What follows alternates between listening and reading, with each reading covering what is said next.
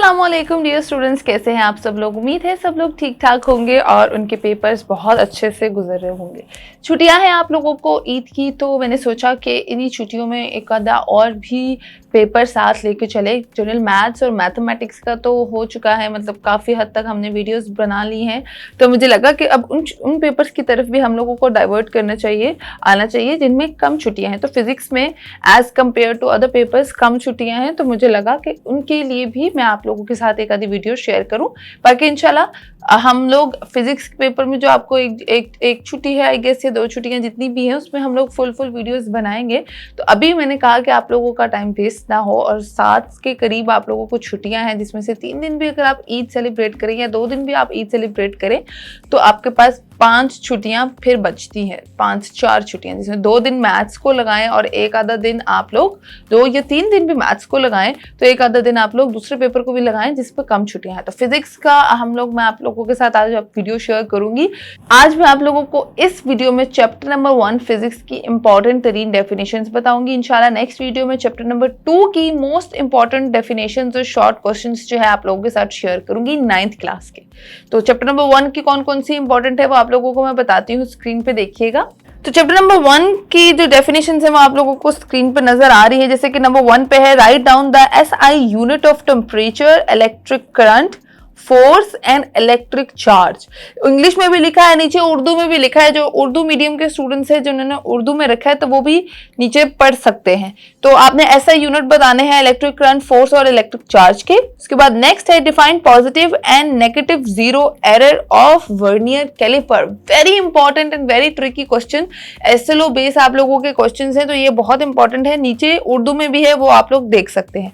अच्छा, ये इसके साथ आप लोग 2 साइड्स देख रहे हैं, तो दूसरी साइड पे भी जो क्वेश्चंस हैं वो दोनों भी साथ देखते हैं। दूसरी साइड पे जो पहला क्वेश्चन है वो है, define base units, write down the base unit of temperature and electric current.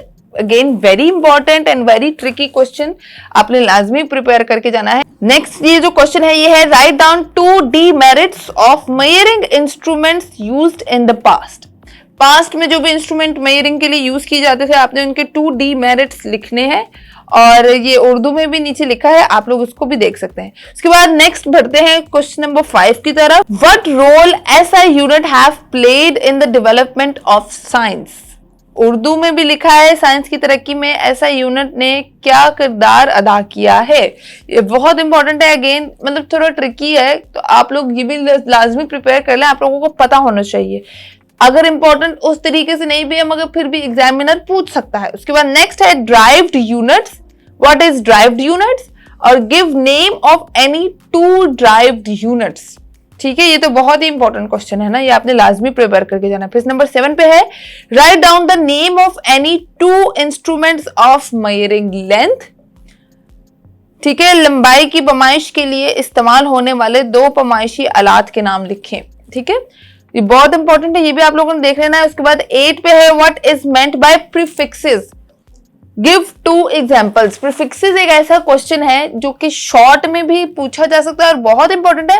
और जब मैंने पेपर दिया था तो प्रीफिक्सेस पे लॉन्ग क्वेश्चन भी आया था, तो ये लॉन्ग में भी आ सकता है। आप जिसको यकीन नहीं होगा, इतनी छोटी सी डेफिनेशन है, फिर भी वो लॉन्ग में भी आ गया।